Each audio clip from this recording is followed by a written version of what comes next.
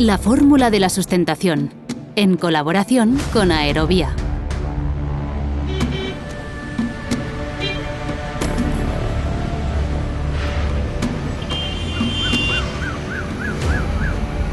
Yo he aterrizado en sitios en Riad como si aterrizara en la Castellana para recoger a un paciente. O sea, para un tío que se ha chocado ahí y aterrizas en la Castellana. Esa es la componente agresiva, ¿no? Digamos, del servicio, que son sitios complicados de gestionar, con gente moviéndose, con policías que a veces son más efectivos cortando la carretera, a veces menos, ambulancias, público, un tráfico que es imparable. Es muy divertido, eso sí, pero es muy exigente y tiene que dar muchas carreras alrededor del helicóptero durante cada aviso.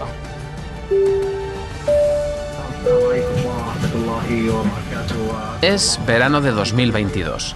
Fernando Sancho sube a un avión rumbo a lo desconocido.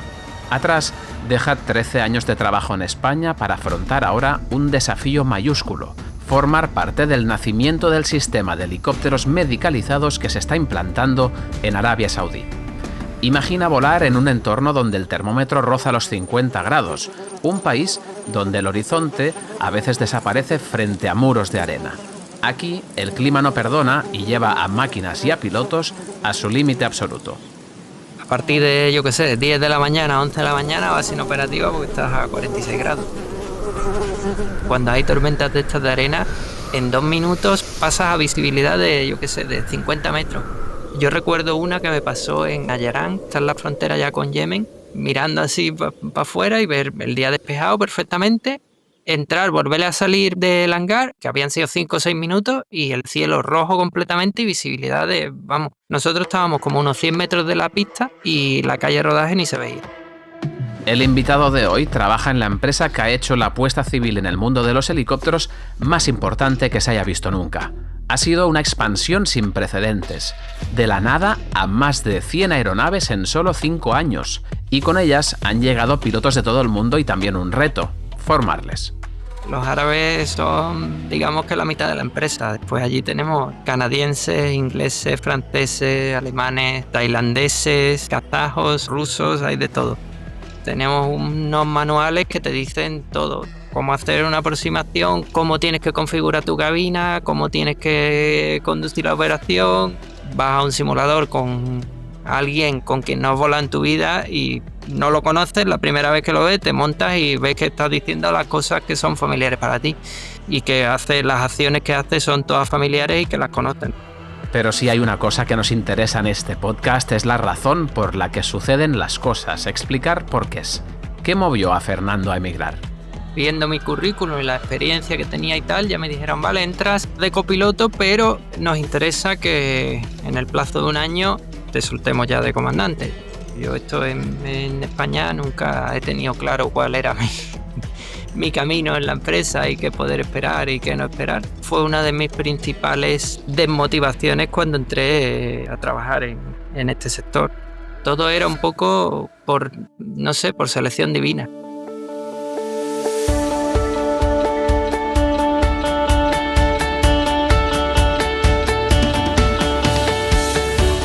Trabajar en Arabia Saudí implica pasar 6 semanas allí y 6 semanas en casa. Entre los alicientes, desde luego, está el sueldo, que casi triplica lo que gana un piloto en España. Pero hay otras ventajas también. Yo creo que al final te puedes adaptar, depende mucho de tus condiciones familiares y de lo que tu familia esté dispuesta a aceptar. Tiene ventajas también, o sea, tienes mucho tiempo libre, las programaciones son muy estables, se cumple al 100%.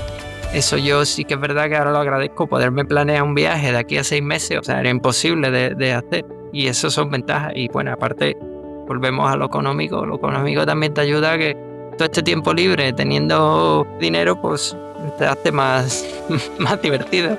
A lo largo de la charla abordaremos muchísimos más temas y no obviaremos las preguntas incómodas, como esta.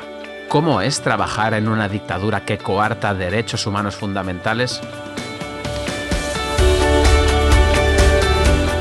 Bienvenida, bienvenido al único podcast en castellano dedicado a los helicópteros. Soy Aniol Jodar y esto es La Fórmula de la Sustentación.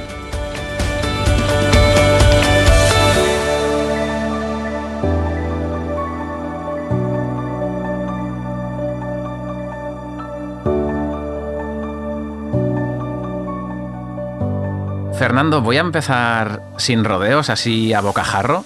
No es ningún secreto que uno de los motivos principales por que la gente del sector se va fuera es el dinero. ¿Cuánto más cobras en Arabia Saudí respecto a lo que ganarías si estuvieras aquí trabajando en España? Pues, hombre, es uno de los atractivos principales. ¿Cuánto más? Pues bastante más. Pero creo que es bastante más por el tema de impuestos que por otra cosa. Si te digo la verdad, yo creo que no es solo el motivo principal. Yo creo que hay mucha gente que tiene la curiosidad de trabajar fuera y tiene esa inquietud y se va fuera. El dinero, claro que es pues un caramelo que está ahí también, pero yo creo que si tú realmente no quieres irte fuera o o tu situación familiar y tal no te lo permite, la gente no se va. Luego hablaremos un poquito más de todo eso.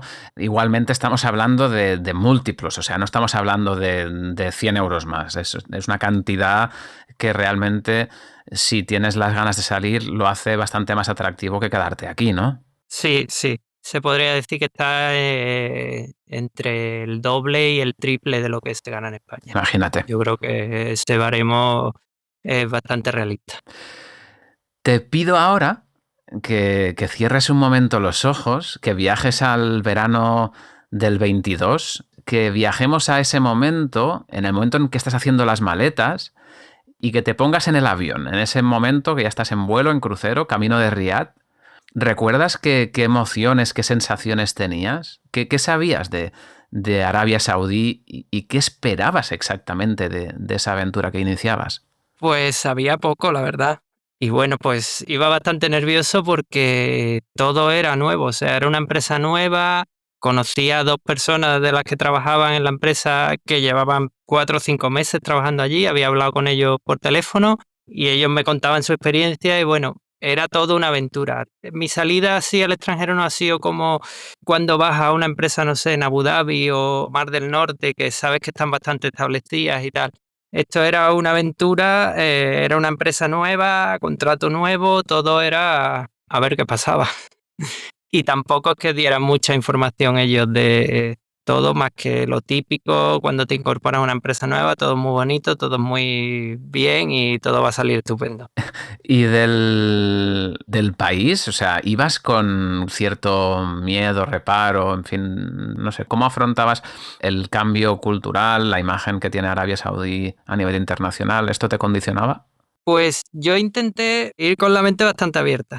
Verdad que en Occidente tenemos una percepción de Arabia Saudí y unas ideas que, bueno, después no se corresponden totalmente con lo que te encuentras allí. Muchas sí, pero muchas otras no. Y te sorprenden. Entonces yo, cuando fui, uno de los pensamientos que tuve es, a ver, voy a ir a la aventura, a ver qué me espero y voy a intentar no tener prejuicios sobre lo que conozco del país, ¿no? Entonces, la verdad que esto me ha ayudado bastante porque hay un choque cultural y bueno, es importante y hay gente que es capaz de adaptarse y hay gente que no. De hecho, hay mucha gente que ha llegado allí hasta un año, año y medio y gente que ha durado 6 meses. Luego hablaremos un poco precisamente de todo eso porque has tocado temas muy interesantes, el tema del posible choque cultural, de las expectativas. Antes decías, he empezado hablando del dinero, pero en realidad ya entiendo que muchas veces el motor del cambio es mucho más profundo y me gustaría saber ese motor de movimiento que te lleva a tomar la decisión de irte.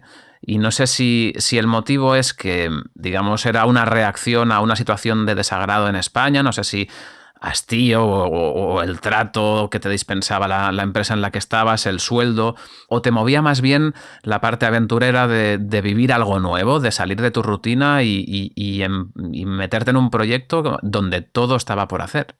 Pues en mi caso fue un poco de todo.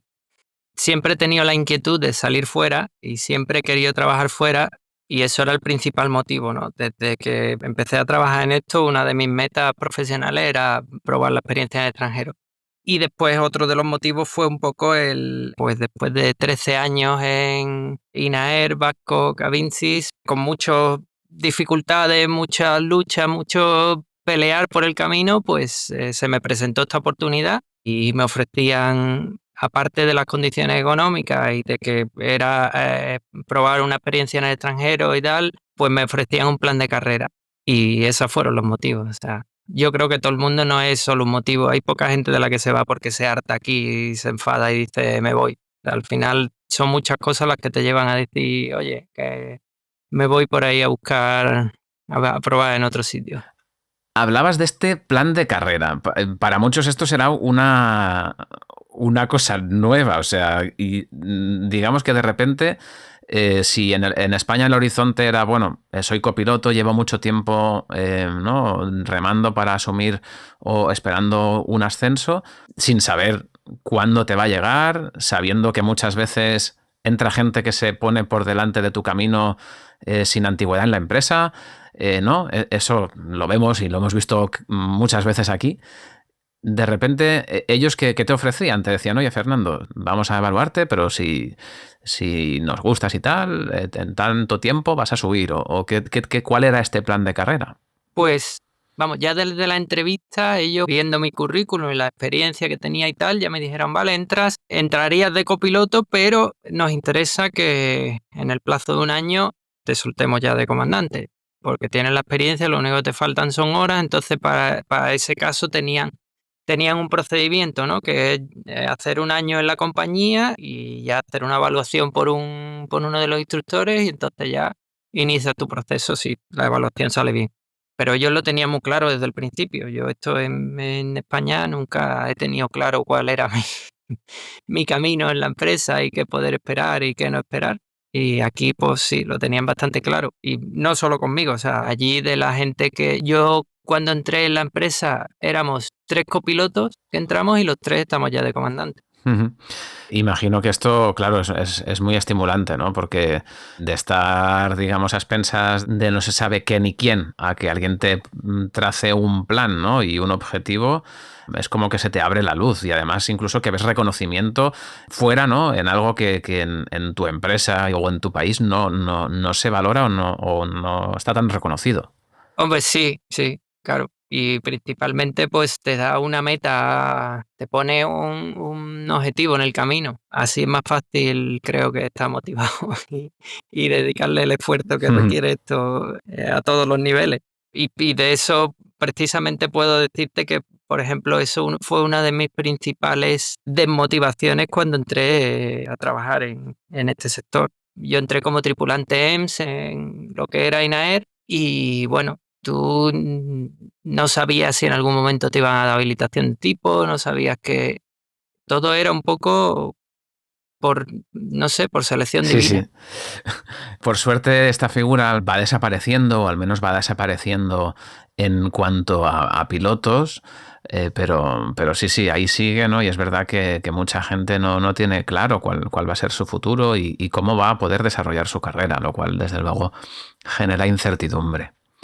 Oye, antes te preguntaba un poco por el país, me decías que tú intentabas ir con los ojos abiertos o sin muchos prejuicios, pero cierto es que Arabia Saudí pues, es un sistema político monárquico, dictatorial, que no hay respeto por muchos derechos humanos fundamentales, se generan mucha polémica en relación al trato de la mujer, la libertad de prensa.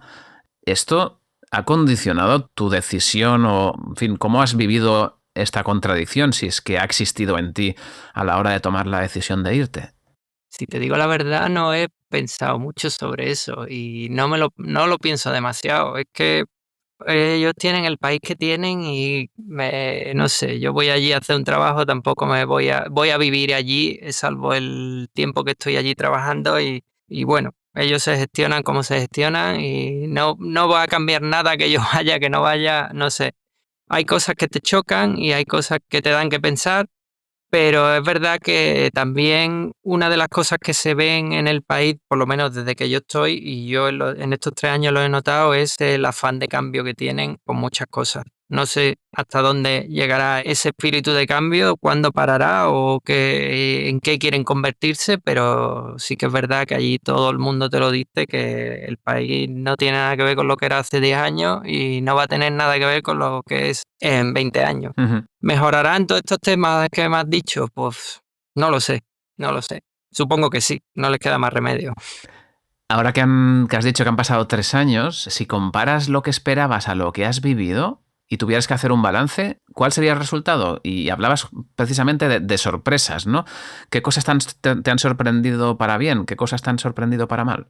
Para mal, no me ha sorprendido mucho porque la organización que tienen y tal, yo veo que hacen lo mejor que pueden, no digo que lo hagan mal, o sea, pero te hablo de la empresa, ¿no? Es una empresa que se fundó en 2020 y que ha pasado de tener 4 o 5 helicópteros a tener 15 bases, una flota de 100 helicópteros, 200 pilotos, o sea, esto en un plazo de 3 años. Entonces, en ese sentido, yo iba preparado para ver muchas cosas con falta de organización y que se organizan en el último momento. Eso está claro y cualquiera que haya ido a esa empresa con otra idea pues supongo que no ha hecho bien el análisis. Para bien, pues que ver la evolución de la empresa, de cómo todo al principio estaba por hacer y a día de hoy está bastante bien. Ujú. O sea, hay que pensar que la empresa en la que estás, que se llama THC, tú lo decías, ¿no? Es una empresa que tiene 5 años, que ha nacido de casi de un agujero sin fondo de dinero, eso es cierto, porque han sido capaces de comprar, tú lo has dicho, ¿no? Un centenar de helicópteros nuevos de fábrica para impulsar un proyecto nuevo. Y además eso, tenían que empezar a dar servicio EMS a todo el país. ¿Cómo has visto el nacimiento de este sistema? Porque tú venías de hacer, el EMS es el vuelo sanitario, ¿no? Venías de hacer sanitario en un sitio muy establecido, con mucha tradición y uno de los servicios más reconocidos dentro de España. Y de repente entras en un sitio en el que esto están haciendo y además incluso la propia empresa no tiene experiencia en eso. Sí, hombre, es una aventura esto y ha sido una aventura. Yo creo que he abierto como 5 bases nuevas. Claro, cada una pues, con sus problemas y desde llegar a un sitio y estar en el aeropuerto sin ningún sitio, intentar organizarlo todo para que en 2 meses abra la base y esté plenamente operativa.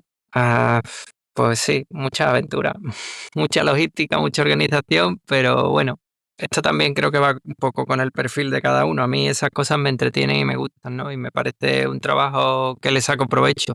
Supongo que habrá otro perfil de piloto que no quiere ver este tipo de cosas ni en pintura. Pero sí, el proceso, pues te puedes imaginar, una entidad sin experiencia en esto y con mucho trabajo que hacer. Lo bueno que ha tenido es que tiene gente muy profesional, gente con mucha experiencia que cuando se la ha escuchado han resuelto muchos problemas y han facilitado mucho las cosas. Me gusta esta frase que has dicho, que cuando se le ha escuchado. A ver, que No sé si nunca te escuchan, siempre se escucha la experiencia. nunca en ningún lado te escuchan al 100% por mucho que digas verdades. O sea, esto a veces escuchan lo que le interesa, pero bueno, esto es parte del trabajo, hay que lidiar con Sí, ello. sí. Me gustaría que montaras un poquito más cómo es el EMS que se hace aquí en Arabia Saudí. Porque me decías tú en la charla previa que solemos tener con todos los invitados, que es un EMS muy agresivo, con una filosofía diferente. Y me gustaría que me contaras un poco más qué significa esto a la práctica, si es que, digamos, cómo se plantea la operación y si se toman mayores riesgos o cómo se plantea este tipo de operación tan bonita, pero también tan complicada. Pues sí, tú lo has dicho yo, esa definición me gusta, de agresivo, ¿no? Bueno, allí básicamente, no sé en qué porcentaje, pero muy alto, el principal aviso que tiene son accidentes de tráfico. Y accidentes de tráfico no solo en carreteras, también en medio del desierto, en una montaña, en sitios raros, donde no te esperas que un coche se vaya a chocar. Sí. Entonces, bueno, y principalmente cuando operas en ciudades, porque, a ver, las bases de Riad y la de Jeddah, ahí sí que es verdad que cubres la ciudad, pero la ciudad, por hacerte la analogía, yo he aterrizado en sitios en Riad como si aterrizara en la Castellana para recoger a un paciente.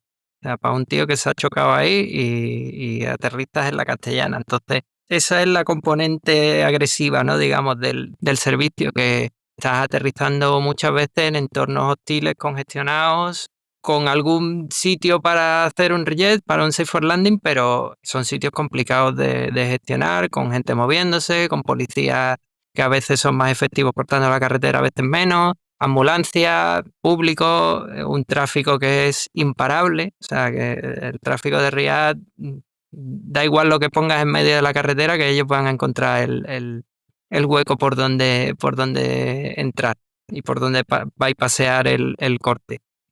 Entonces, bueno, pues es muy divertido, eso sí, pero es muy exigente y tienes que dar muchas carreras alrededor del helicóptero durante cada aviso. O sea, no es apto para cardíacos, ¿eh? Desde luego No, que... no. Vosotros, claro, también habéis sido un actor nuevo, ¿no? en el sistema de emergencias y ahí me pregunto dos cosas. Por un lado, ¿cómo es de repente que entre en escena un helicóptero? Y me refiero a eso, ¿no? A la policía, a que sepan que te corten bien el tráfico, que te delimiten la zona. Y también incluso por el propio centro coordinador que tiene que acostumbrarse a trabajar con una herramienta que es totalmente diferente y que necesita cosas totalmente diferentes. ¿Cómo has vivido este proceso? ¿Está maduro o es todavía un aprendizaje que está muy lejos digamos, de estar en un punto óptimo? No, es verdad que han mejorado en estos 3 años, han mejorado de lo que era al principio a lo que es ahora. Y bueno, es que varía mucho, depende de la patrulla de policía que te toque ese día. Hay algunos que lo hacen estupendamente, otros que no se enteran de qué es lo que están haciendo. Pero bueno, más o menos sí, tenemos buena comunicación con el centro, le podemos decir muchas veces cómo queremos que corten la carretera, darle instrucciones y eso más o menos se cumple. Entonces, bueno, normalmente nos manejamos sin problema. Y otra de las ventajas que tenemos es que a criterio del piloto, si cree que no es seguro tomar, se cancela la misión y se cancela. Y no hay mucho, yo por ahora no he visto que se cuestione mucho. A ver, cosas razonables, ¿no? Cosas justificadas por el que no hayas cancelado una misión porque yo qué sé, porque en medio de una ciudad tengas que tomar en un sitio con brownout y no veas seguro que tomar allí esté bien. Entonces, pues bueno, se cancela la misión y ya está. En ese sentido te respaldan mucho. Para aquellos oyentes que no sean tanto del sector, el brownout, ¿no? Es ese momento en el que el helicóptero se está acercando al suelo, el flujo de aire que genera es muy fuerte y si hay pues un polvo muy fino, lo que genera este flujo del rotor es llevar el polvo en suspensión que a la vez empieza a entrar dentro del propio rotor y se genera ahí como un momento de una gran nube en el que si uno no está hábil pues puede acabar perdiendo las referencias, incluso hemos visto, ¿no? Recientemente pues muchos accidentes debido a ello. Sí, una degradación de las condiciones visuales y bueno, allí pues te puedes imaginar que tenemos mucho. Desde luego. Oye, ¿cómo es volar ahí? Porque ya me refiero al paisaje, a las condiciones meteorológicas. Por un lado, entiendo que os enfrentáis a temperaturas extremas. ¿Qué tal se comporta el helicóptero en estas circunstancias? ¿Os limitan mucho? Y también simplemente, ¿qué tal de bonito es lo que ves cuando vuelas? Pues el paisaje es impresionante. Por lo menos para mí, que no estoy acostumbrado a ver este tipo de paisaje en España, salvo, bueno, cuando estuve en Granada, estuve volando bastante por Almería y tú lo conoces bien, Sí. es bastante desértico y es curioso de volar. Y el paisaje es muy parecido a ese paisaje. Lo que pasa que aquí son muchos kilómetros, muchos kilómetros de desierto. Y es curioso, ¿no? Ver o sea, es muy diferente y te llama la atención. Después volar aquí, pues condiciones de performance, como bien sabes, en muchos sitios tienes que cumplir con PC1, en otros sitios puedes ir tirando con PC2 y es muy exigente y tienes que hacer muchas cuentas al cabo del día. Mira muchos datos de performance y bueno, por suerte tenemos buenas herramientas en ese sentido, entonces estamos bastante bien respaldados. Pero sí, a mí nunca me había pasado en España dejar una base inoperativa por estar por encima de la ISA más 35, ¿no? Del límite total de temperatura de la aeronave. Y allí me ha pasado, más de una vez. Vamos a aclarar algunos Entonces, conceptos. bueno. Siento interrumpir el relato, ¿no? Pero, No, está bien, está pero bien. para la gente que no lo conozca tanto, los helicópteros tienen un límite máximo sobre el que el fabricante dice que se puede volar porque al final la temperatura implica una densidad del aire mucho menor y hay un momento en el que el helicóptero sería inseguro volarlo porque no podría tener sustentación suficiente, ¿no? Y esto se llega en temperaturas extremas, ¿no? Tú decías la ISA más 35, eso a nivel del mar serían 50 grados. O sea, es una Sí, sí, barbaridad. sí. ¿A qué temperaturas te has Pues enfrentado? En Riad, por ejemplo, que estás a 2.200 pies, creo, 2000, entre 2.000 y 2.200, ahí tienes días de 46 grados, no mucho, pero alguno tienes, y a partir de 46 el 145 está en el suelo. Creo que el 139 incluso antes. Entonces, pues sí, días de llegar allí y decir, bueno, pues va sin operativa. A partir de, yo qué sé, 10 de la mañana, 11 de la mañana, va sin operativa porque estás a 46 grados. Sí, sí. Bueno, un día tranquilo. Otra de las cosas que es que allí te tiene, bueno, supongo que tú en Canarias con la calima habréis tenido bastante reducción de visibilidad por calima y estas cosas. Sí, también las vivimos, sí, sí. Allí tenemos mucho blowing dust. Además, hay sitios que ya el aviso en el Task Force es diario. Yo creo que lo tienen ya ahí, un cortapega, y lo ponen a diario con una probabilidad del 30 y por si acaso lo ponemos. Y muchos días pues ni sucede, ¿no? No hay reducción de visibilidad por polvo ni nada de esto, pero hay otros días que sí. Y además eso es curioso porque cuando hay tormentas de estas de arena, en 2 minutos pasas de tener 10 kilómetros de visibilidad a tener menos de 500 metros. Y, o sea, es O sea, ¿es bastante... tan apocalíptico Sí, sí, como lo sí. vemos en las películas? Sí, sí, sí, sí. En 5 minutos pasas a visibilidad de, yo qué sé, de 50 metros. Y el cielo, yo recuerdo una que me pasó en Nayarán, que está al sur del país, está en la frontera ya con Yemen, y de estar tengo un vídeo por ahí, de estar en el hangar, mirando así para afuera y ver el día despejado perfectamente, entrar, volver a salir del hangar y que habían sido 5 o 6 minutos y el cielo rojo completamente y visibilidad de, vamos, nosotros estábamos como unos 100 metros de la pista, o sea, de la calle de rodaje y la Ujú. calle de rodaje ni se veía. Durante este tiempo y además en un sitio totalmente diferente, supongo que te habrás encontrado con anécdotas o servicios que te hayan impactado por algún motivo. ¿Recuerdas alguno que esté en la memoria por algo que haya sucedido, por el tipo de paciente o por dónde hayas volado? ¿Algo que recuerdes? Bueno, ya sabes tú que en el EMS y sobre todo en los que hacemos primarios, o sea, el mayor recuerdo que tiene siempre de un aviso es si el paciente ha sido un caso que sea llamativo, ¿no? Y me acuerdo uno que fue bastante trágico, un accidente de coche que eso, yo allí estoy viendo accidentes de coche y estados en los que quedan los coches que en España no lo veía desde el principio de mi carrera. El nivel de accidentes de tráfico que he visto allí es bastante agresivo. Y bueno, pues fue un accidente que una chica que iba en el asiento de atrás, el coche quedó partido por la mitad y ella, pues bueno, al final acabó falleciendo, pero es que si ves la foto de cómo queda el coche está, la parte de atrás del coche está montada encima de la parte de adelante, encima del capó y unido por un lateral. O sea, el coche se había partido por la mitad y se había doblado sobre sí mismo. Yo un accidente así en España no he visto, que un coche haya quedado así en España no lo he visto nunca. Una cosa Hmm. brutal.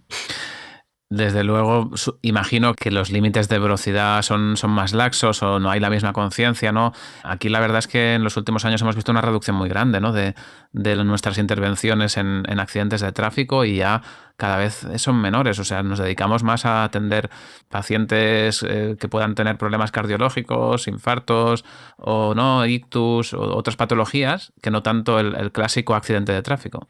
Aquí ha cambiado la tendencia 100%, por lo menos hasta que yo me fui hace 3 años, era, o sea, ha pasado, era de tener 2, 3 accidentes de tráfico a la semana a pasarte 15 días sin hacer uno. Supongo que las medidas de seguridad, los límites, todo esto, y que la gente le tiene mucho miedo a las multas, pues Todo ayuda. supongo que Me gustaría hablar, y la has esbozado ya antes, de la cultura y del impacto que tiene en las operaciones.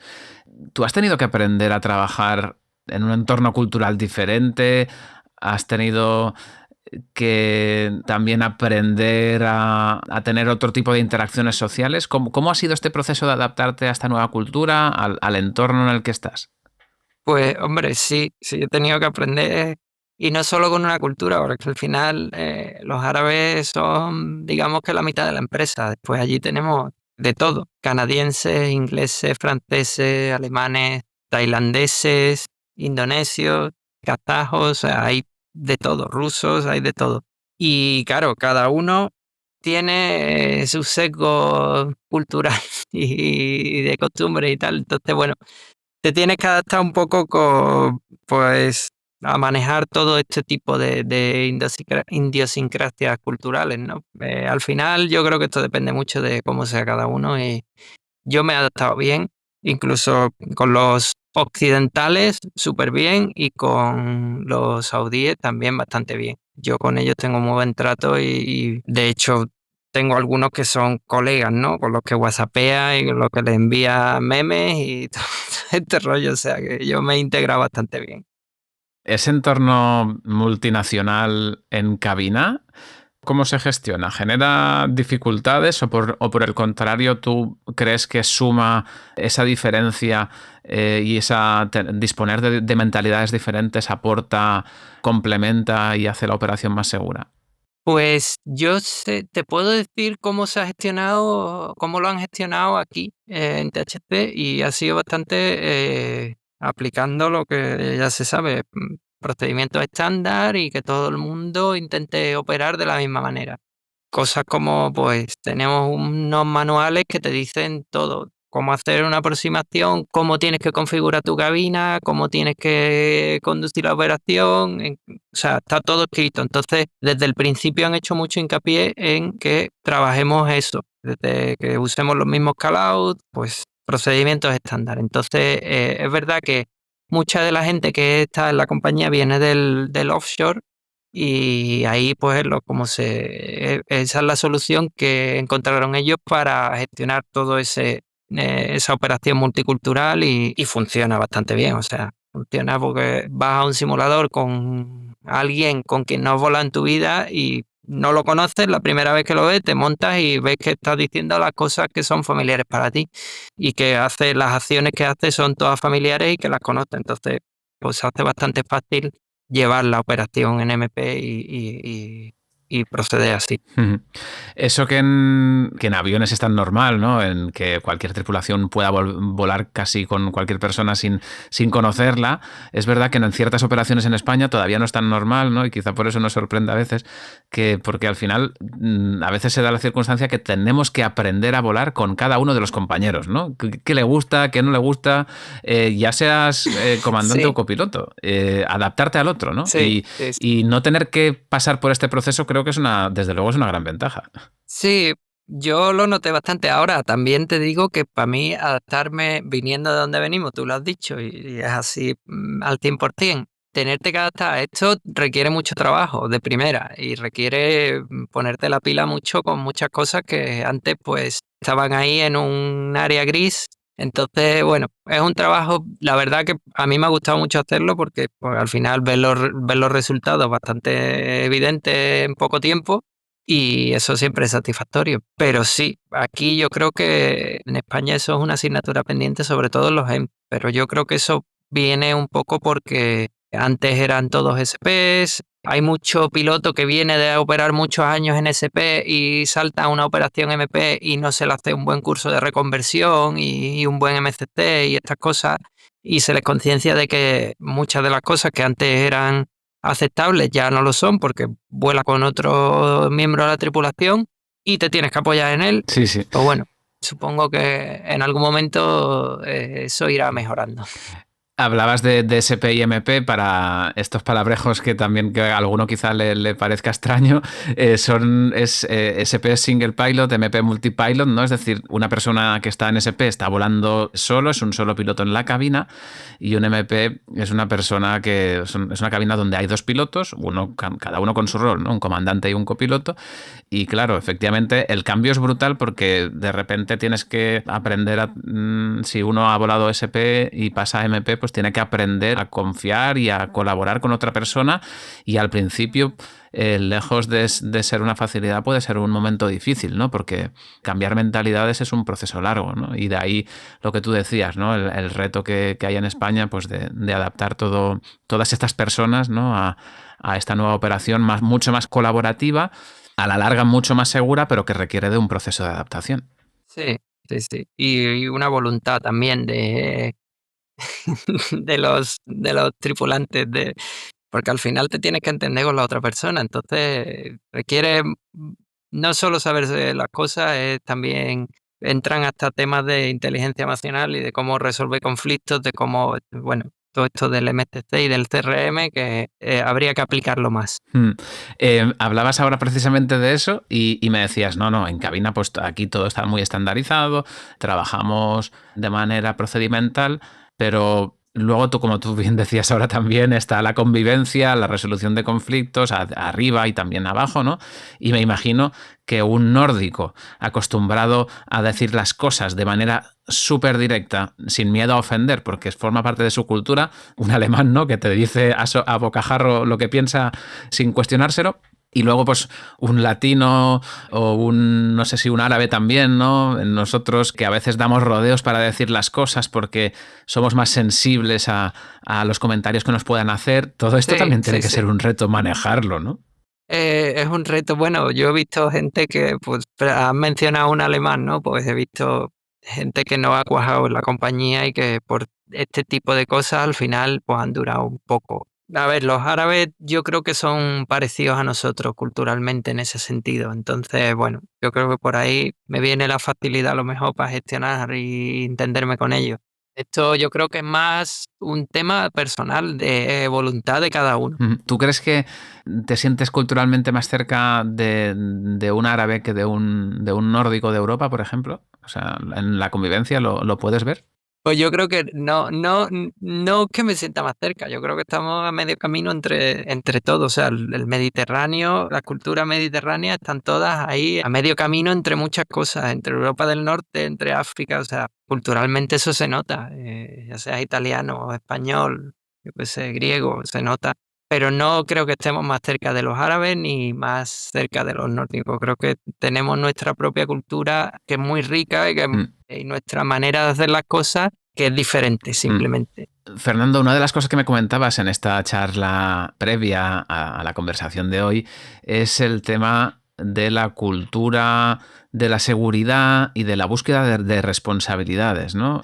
No sé si la cultura en la que vives es muy abierta o tiende más bien a lo punitivo y cómo es, por un lado, trabajar en este entorno en el que quizás me pregunto si equivocarse puede dar un poco más de miedo. Y luego si pues, te atreverías también a decir si la cultura que has vivido en España está muy lejos de esto o son muy parecidas.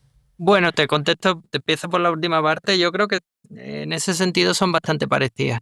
No hay un afán de buscar un culpable con ánimo punitivo, a veces sí, pero sí que creo que pesa más encontrar quién es el responsable, poder decir ha sido por esto y por esta persona o por esta acción de esta persona, que buscar cómo mejorar el sistema y cómo que esas cosas no se repitan o qué es lo que ha fallado ahí para que esa situación se haya llegado a dar, que también se hace, pero creo que las prioridades están un poco cambiadas. No sé si se entiende bien lo que quiero decir, pero creo que habría que focalizarse más en ver cómo se llega a una situación y por qué sucede y cuáles son los pasos en el camino que agravan y que conducen a que esa situación se dé, que más que buscar o centrarse en la acción o en el resultado de todo ese proceso, porque al final sabemos que casi todos los problemas que tenemos en aviación son resultado de un proceso que se viene desarrollando por tiempo, ¿no? De una mala acción, de un procedimiento que no está bien diseñado, lo que sea. Y creo que en ese sentido estamos bastante cerca, o sea, tenemos una cultura bastante parecida. Me gustaría ir cerrando la charla entrando un poco en algunas cuestiones más personales.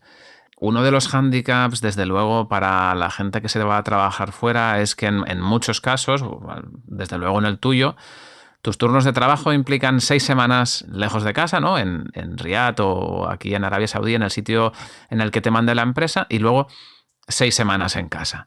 Desde luego, esto no es apto para todo el mundo y tú además, bueno, tienes pareja estable de hace mucho tiempo. No sé cómo has podido vivir este cambio de paradigma tan bestia, ¿no? O quizá es un prejuicio mío lo de que sea tan bestia y es mucho más fácil de lo que yo pueda pensar o muchos podamos pensar. A ver, parto de la base de que yo no tengo hijos. no sé cómo, no puedo hablar de esa experiencia y no puedo decir cómo afecta a alguien que lo tenga. Por eso al principio una de las cosas que he dicho que uno de los grandes condicionantes de que la gente salga o no es el tema familiar, porque al final estás bastante tiempo de seguido fuera de casa. ¿Cómo he gestionado yo eso? Pues, ¿y cómo lo ha gestionado mi pareja? Pues yo creo que hay rotaciones que se llevan mejor y otras que se llevan peor. Pero al final lo que intentamos es que el tiempo que estoy aquí, pues al final tiene mucho tiempo de seguido, porque eso es una de las cosas que sí he notado y es uno de los comentarios que hacemos mucho entre los compañeros allí, que ahora volver al semana sí, semana no, habiendo estado 6 semanas sin hacer nada o dedicándote en tu casa a hacer lo que te dé la gana, habría que ver cómo impacta, ¿no? Y cómo lo gestionas. Pero bueno, yo creo que al final te puedes adaptar, depende mucho de tus condiciones familiares y de lo que tu familia esté dispuesta a aceptar, pero tiene ventajas también, o sea, tienes mucho tiempo libre, las programaciones son muy estables, tienes una continuidad de programación que se cumple al 100%, entonces, pues bueno, esto es una cosa que veíamos aquí en España, que tenías tu semana sí y semana no, pero nunca sabía cuándo iba a empezar la semana y cuándo iba a acabar. Entonces, pues, te podían cambiar las programaciones sin previo aviso, con los 5 días estos famosos, estas cosas, pues eso yo sí que es verdad que ahora lo agradezco, poderme planear un viaje de aquí a 6 meses o poderme plantear, como estoy haciendo, buscarme una casa para el verano que viene, ahora en octubre, pues es una cosa que antes no, no pensaban, ¿no? O sea, era imposible de hacer. Y eso son ventajas. Y bueno, aparte, volvemos a lo económico. Lo económico también te ayuda a que todo este tiempo libre, teniendo dinero, pues te hace más, más divertido. O sea, desde luego me imagino, ¿no? Claro, digamos que tienes que hacer un sprint, pero que luego tienes su recompensa cuando regreses aquí, ¿no? Y bueno, no es que seas aquí un billionaire, ¿no? Un cripto bro, pero sí que te No, da pero hombre, para sí, vivir de manera muy holgada y no teniendo muchos límites. sí, te da. Y bueno, pues para eso, para disfrutar un poco del esfuerzo que haces durante esas 6 semanas. Ujú. Oye, si ahora tuvieras que hacer la carta a los Reyes, ¿qué tendría que cambiar para que tú decidieras volver a España? Eh, Pues a veces me lo planteo, o sea, yo allí me he hecho un límite temporal, ¿no? De cuánto tiempo quiero estar allí. Ahora mismo el tema es que llevo un año de comandante allí, estoy disfrutando un poco de esa experiencia y viendo, y aparte, pues allí el trabajo que estoy haciendo me gusta bastante porque aparte de eso estoy trabajando en el departamento de operaciones, con manuales, con desarrollo de documentación. Eso es una tarea que me gusta. Al final han confiado en mí para hacer ciertos trabajos en ese campo, entonces, bueno, de momento estoy bastante bien allí y no tengo ninguna inquietud profesional en España que diga, oye, pues ahora me volvería. Pero bueno, siempre me quedará ahí la cosa de que a mí me hubiera gustado el transalpamento marítimo y no te digo que a lo mejor algún día piense, oye, pues a lo mejor este es el momento de intentar hacer eso, darle un giro profesional a la carrera pero bueno, todo se verá. De todas maneras, ahora mismo estoy bastante bien allí, creo que en una muy buena situación y disfrutando de lo que hago, entonces no veo que haya nada que pueda cambiar que diga me vuelvo. Si me ponen esto encima de la mesa, me vuelvo. Bueno, también esa situación a veces es la que permite que sucedan cosas que uno no espera cuando no las busca, ¿no? Sí, El hecho de no necesitarlas. sí. Un poco a mí cuando yo me fui o sea, cuando decidí dar el paso de irme al extranjero fue también un poco así. O sea, yo sí fue verdad que me quería, que si se me presentaba algo lo iba a coger y tal, pero no andaba buscando activamente porque tampoco había mucha cosa, era post pandemia y ya sabes tú que el sector se desaceleró un poco en ese momento. Después se ha vuelto a acelerar rápidamente, pero no había muchos trabajos disponibles para 145 y al final esta gente me contactaron ellos por LinkedIn y fue como, oye, pues no tenía ni idea de que existía y vamos a verlo. Muy bien. Oye, vamos terminando. Aquí viene la pregunta clásica, la de siempre, ¿no? De compartir un aprendizaje o un momento difícil que hayas vivido en cabina o en el sector. y no sé si tú le has dado alguna vuelta y quisieras compartir alguno. Pues sí, alguna vuelta le he dado. Mira, momento difícil, por suerte yo no he tenido ninguna situación de emergencia que yo con mi capacidad o con mi criterio haya juzgado como peligroso. O sea, he tenido, sí, alguna vez has volado más cerca de un cable de lo que te gustaría, alguna luz de aviso, alguna caution, alguna cosa así se nos ha encendido, pero todo bien gestionado y bueno, ya sabes que siempre volamos con menos potencia de la que nos gustaría tener, pero, pero salvo eso nunca he tenido ningún susto ni ninguna cosa que, o sea, y espero que siga así, vamos. Y después como aprendizaje, pues la verdad que he tenido muchos en estos 15 años que llevo trabajando en aviación. Me gustaría destacar, ahora estoy colaborando aquí en España con una de las escuelas, con European Flyer, y trabajando con ellos algo como instructor.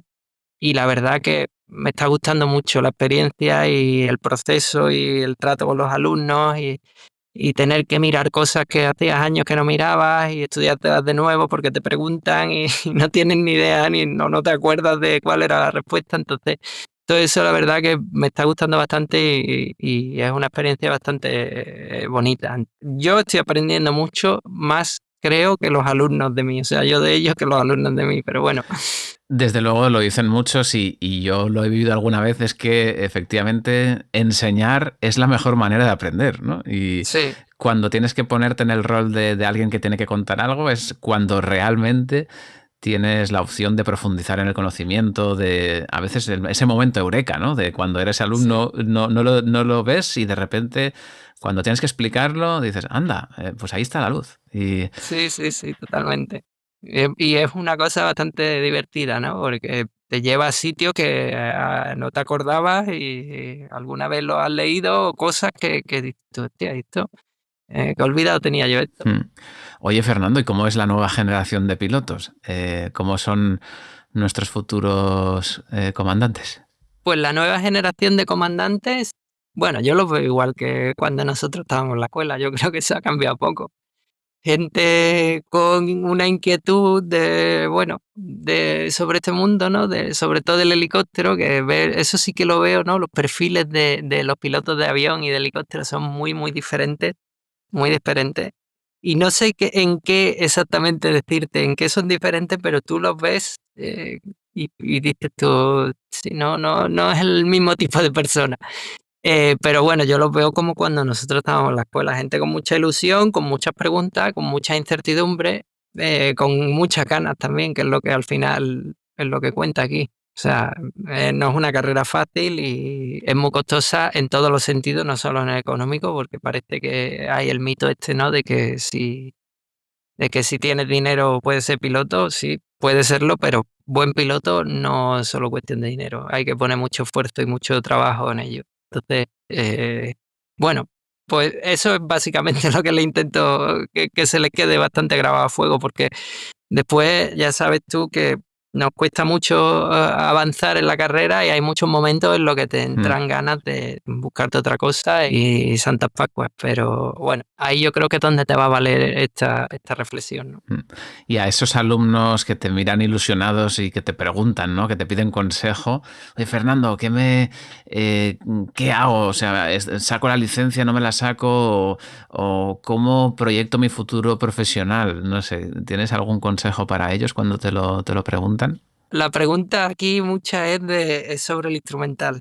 Hay una cuestión que hago, me saco la TPL entero, pero es que es muy caro, me saco el TPL. Bueno, eso es una pregunta. Ahora, yo siempre les digo a todos que eso es un paso por el que hay que pasar. A no sé que tengas muy claro que tus caminos son trabajos aéreos y cargas y este tipo de cosas, y que es un vuelo completamente diferente y que, por supuesto, el instrumental ahí no te vale para nada. Para todo el resto de servicios, yo lo que les digo es que eso es lo que se tienen que sacar, porque es lo que les va al final, en algún momento, los va a poner en una posición ventajosa con el resto de sus compañeros, ¿no? Entonces, bueno, pues eso es lo que les digo. Pero sobre la pregunta, mirándola de una perspectiva más amplia, que creo que es la intención con la que me la has hecho, de si saco la licencia o no, yo la verdad que creo que vamos en una carrera contra reloj, o sea que yo creo que en algún momento Los pilotos seremos prescindibles de todo esto. Entonces, no sé cuántos años va a tardar en llegar a eso, pero yo creo que eso es una reflexión que tiene que hacer también la gente antes de meterse en una licencia que es un buen dinero y que es una carrera a 20, 30 años vista, porque yo no sé si vamos a durar tanto en las cabinas, ¿eh?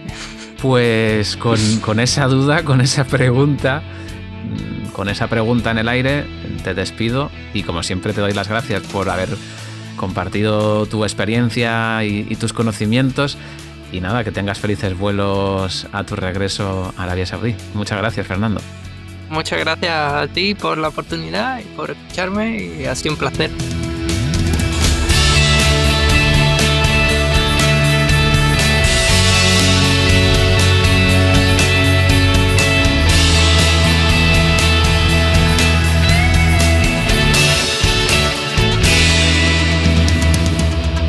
La fórmula de la sustentación.